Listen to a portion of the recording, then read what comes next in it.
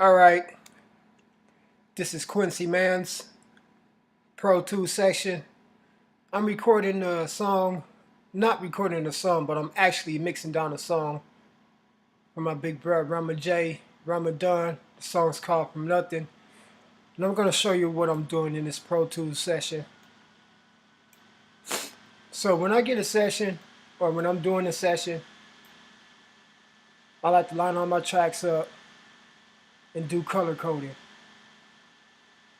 So right here, this is the distorted drums, the distorted 808s, the kick drums, the snare, and another snare.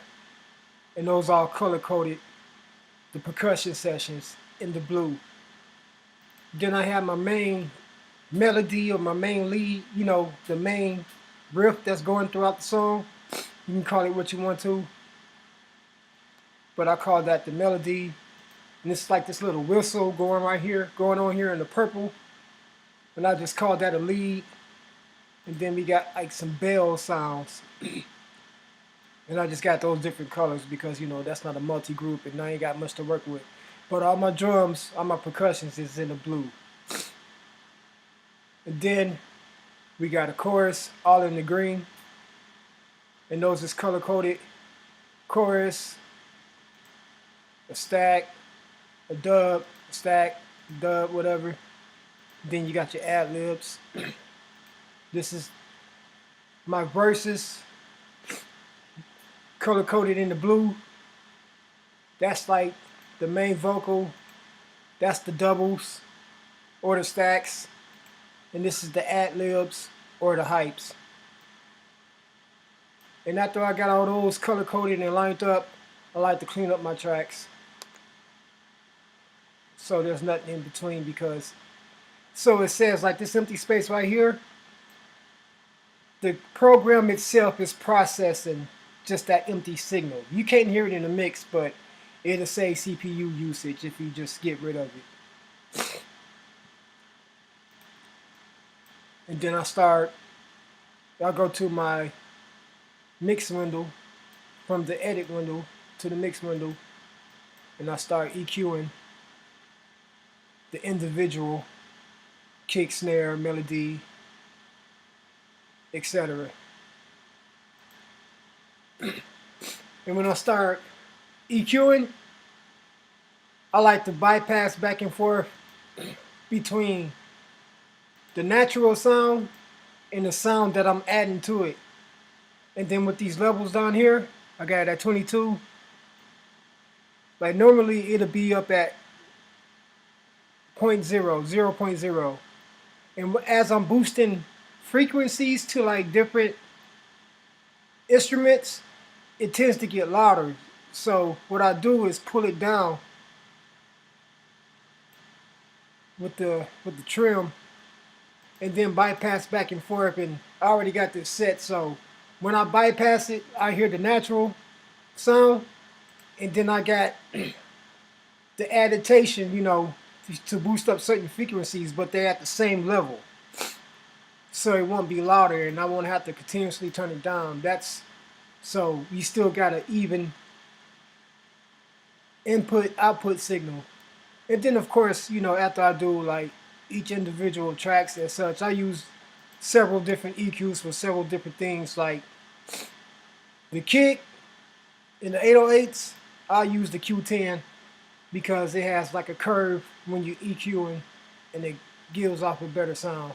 And then like my hi-hats and snares, I'll use just the GEQ, and it looks sort of like this, and you can see what's going on as you play the track.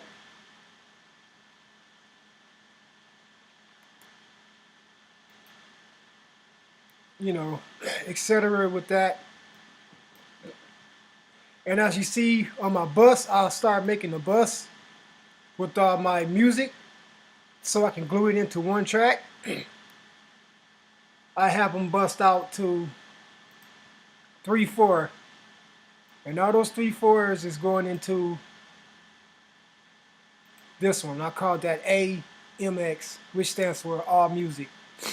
And all the music from the 3 and 4 bus channels, this to this is going into this channel right here. And I can control all the music after I have all my levels adjusted to my liking. So I can control just the whole volume of the mix of the music itself. And I'm doing the same thing for the vocals. I got all my vocals, or all his vocals rather, 5/6 going into here, 5/6. And what I got with this channel right here is a delay and a reverb with a chorus after the reverb. And why I made bus channels for those is because I want to control the output effect as opposed to just taking this effect and putting it on this channel right here and this channel right here. So I bust them out so I can have control of the natural input, and I can have control of the effect that I want out instead of just the effect just overriding this whole channel.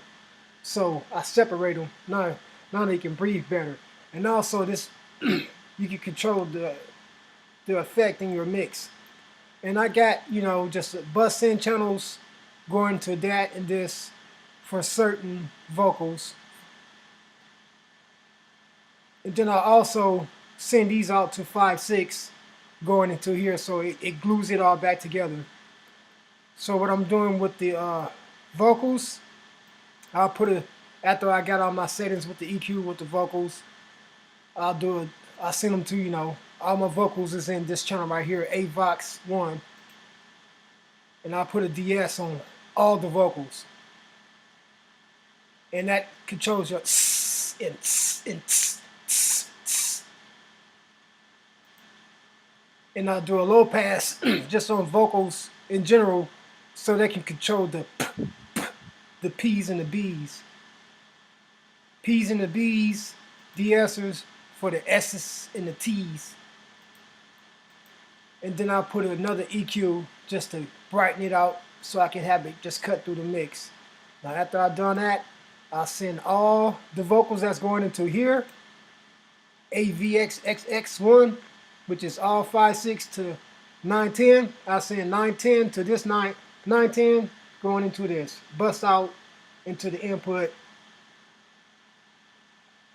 And what I got right here is a compressor with a personal setting and another compressor with a personal setting. So instead of just compressing each individual channel strip of the vocal, I got them all compressed together.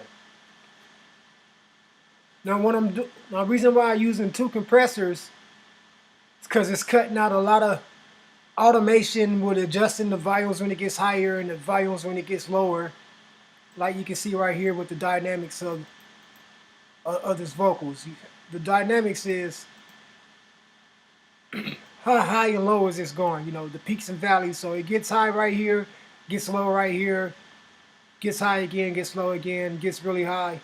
So what that does, these two compressors, it controls one, and then it controls another two. So it's, picture it as you will, like it's going through a tube, and that tube is taking all the air and all the sound around it and compressing it into one single output. So when I start playing, you can see the vocals right here.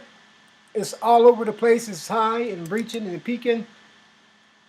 But you'll come over here and you see it's at a more controlled level. Let me do more of it.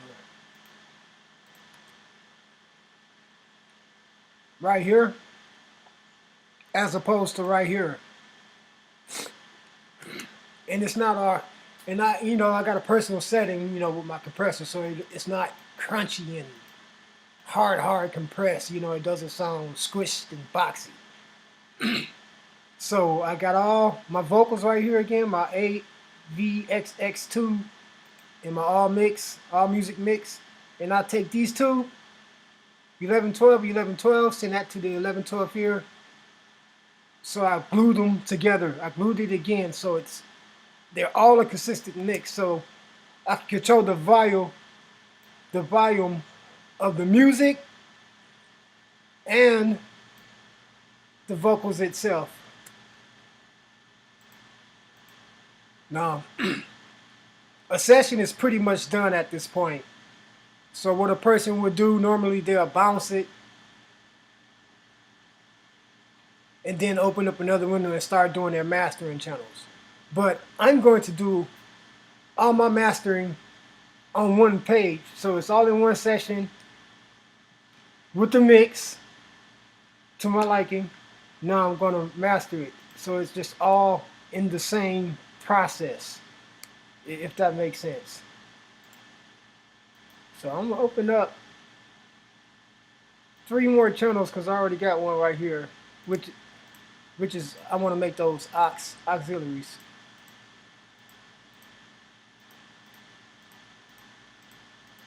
And you know, just bear with me. This is my first time talking through this with this image capture, but it only gets better. It only gets better. And we're learning something at the same time, so, you know.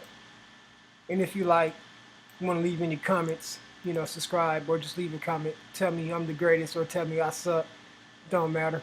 Say something. But here we go. So I'm gonna color code those so I can have, you know, a better grasp of what's going on. I color code it with the snares. If I ever need to come back and adjust the volume or something, you know, color code it with the chorus in the green, the verses in the blue, the extra effects in the maroon or purple or some shit. So all my music is going into this. I call it both, you know, both all music and all vocals. So I'm gonna open up another bus, which is 1314.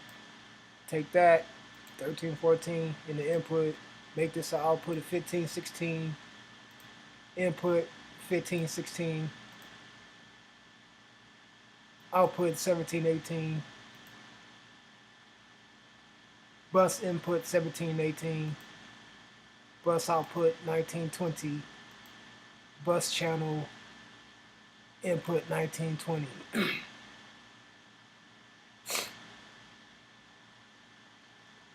Right. So, and you know, you can't hear what I'm doing because I need to figure out a program or equipment that I can capture this sound as well. So we'll be on point in later videos. So you can actually hear what's going on while I'm talking through this. Right. Remember to save often, just in case, you know, you run into too many programs, or running too many programs and or using up a lot of CPU usage, or have some pretty strong plugins that'll kick off the program sometimes. You know, just remember to save often, so you're at your last starting point when you open back up the program. So I open up a linear EQ, and what this does, it lets you EQ the sound without throwing off the phase shift. And the phase is just pretty much left and right. You know, it won't make the left sound louder or the right sound slower. You know, it'll just be an even processing.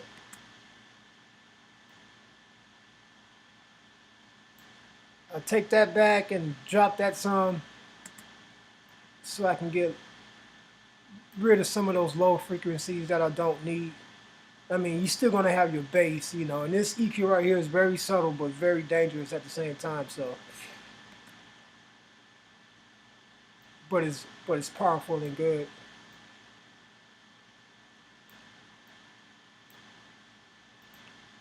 I did a bypass to see what's different. All right, got that to my liking. I saved that. Wait a minute. Remember, Had to put that there instead of there. So I'm gonna go here, go into my harmonics, do an air enhancer. What that does pretty much is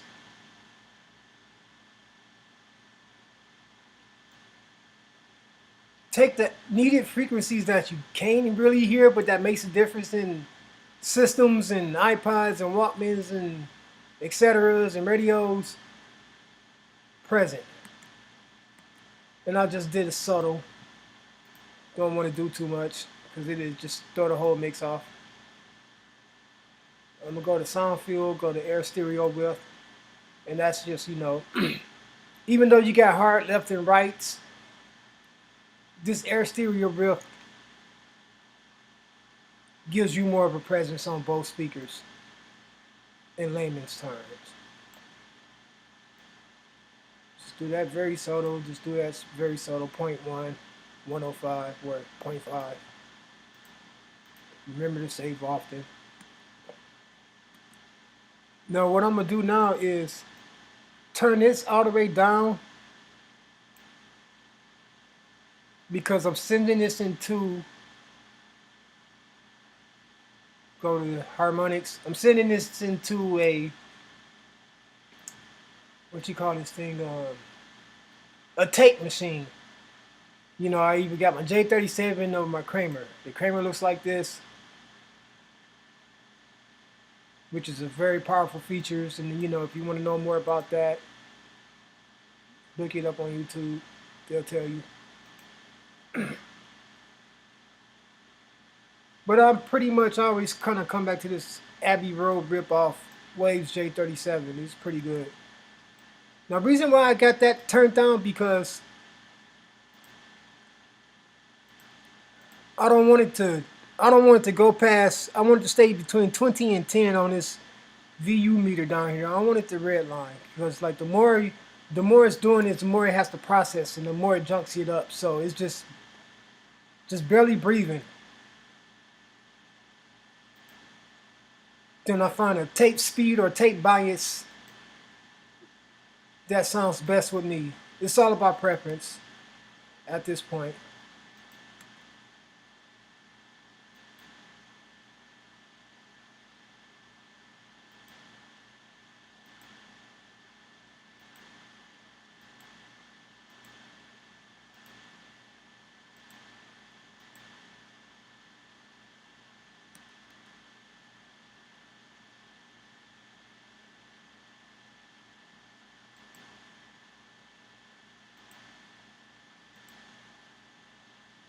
Alright, I think I like that bias and that tape formula in this speed.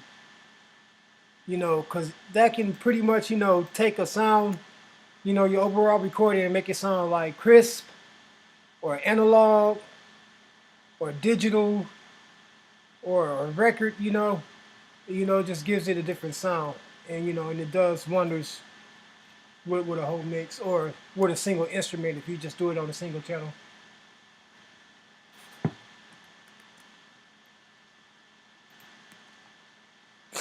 Now I'm gonna just boost this up to 10, make up for the gain loss. I took a lot of gain reduction, but I'm gonna make that up here in a second. Remember to save often. Go to dynamics, and I'm gonna open up this L3 LL multi-band compressor.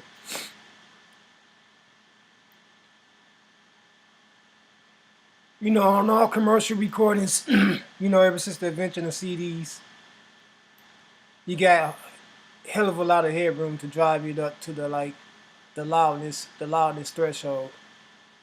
But you can be quiet or too loud, and then too loud is like hella distorting. You know, quantize 16 bits because if you're just doing straight digital, you can do 24 or whatever. But me, I'm a CD person. I like to hear how things sound on the CD, you know. And when you're mixing, when you burn it to a CD, it's automatically gonna go 16 bits. That's just how it is with the CD. But to have a true sense of a recording, you would like to hear it on your CD and then play it in the car, you know, for a sound test.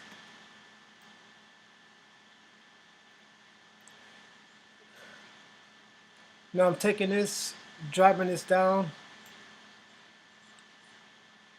dramatically. I see this red going on in the attention, and I do want to see that. If it's like way down here, then you got too much. You doing too much.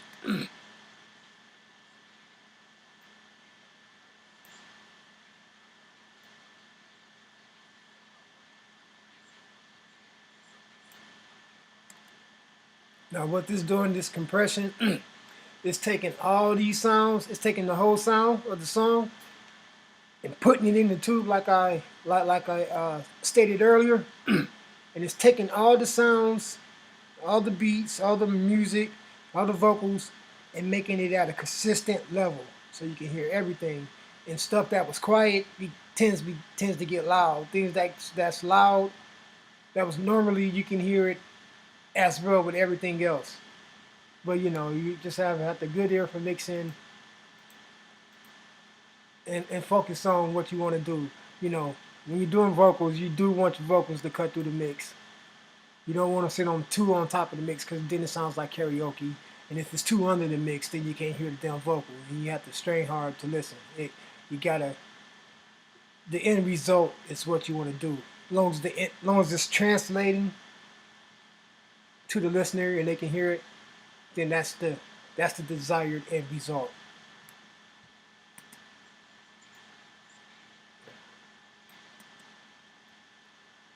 Right. All right. So what I'm gonna do here is go and EQ it again so I can cut through the mix. I found this helps me cut through the mix real good. So you can translate it on it's translated on small desktops, laptops, headphones, iPods, whatever. I take the analog off because I don't want it to sound analog. But that's all about preference. And I might do this, and this is just taking the phase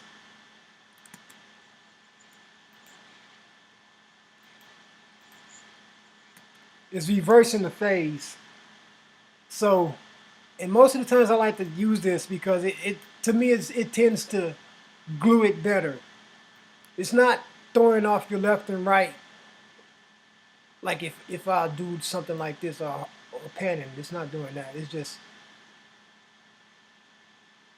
a perception thing more than but you can really hear it. So I don't know if it's perception. It's all about preference. Turn that up to 2. Turn that up to 2. High mid frequencies, high frequencies, 0.1. Got that 0.1 on your lower frequencies. I tend to not mess with those. These is just like the prominent. These is like curves and bells. If anything, I'm not compressing it and I'm not gating it because I already got compressing going on. And then I already got my limiting going on because this is a multi-band compressor and a limiter, so this is really doing both. Save often. So, damn.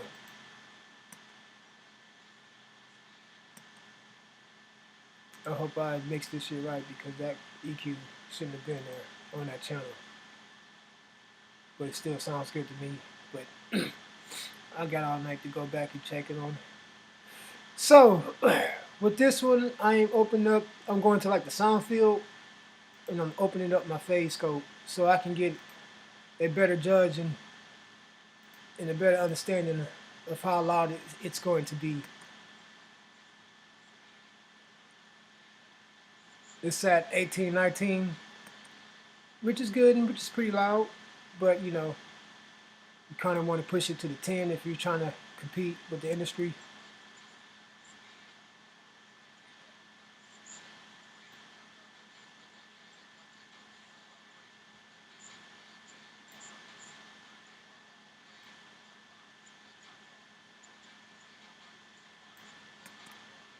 Alright, and I'm kind of being careful because if you do it too loud, then you start to hear the crunchiness and it starts to sound ugly and messy.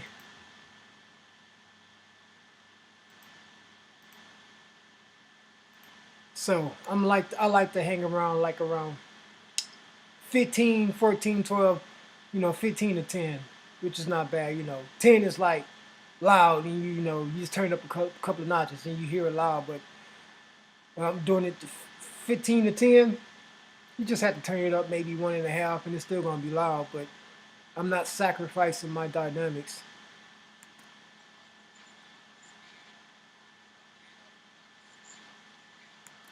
This window right here is letting me know that how it is, if it's just like one speaker right here, how much of the area that sound of this song is covering,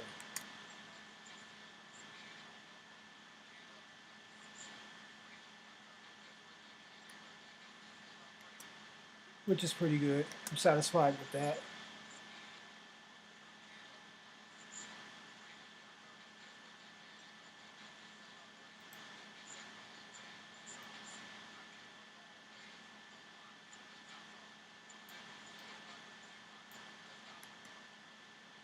And if you need to turn it up a little bit more than what you have right here, go back to this and just notch, notch, notch, notch, notch. This thing is very powerful, and you can very hear the subtle difference. That's where you get your loudness from. Your loudness is really coming from this plug-in right here, and not anything else.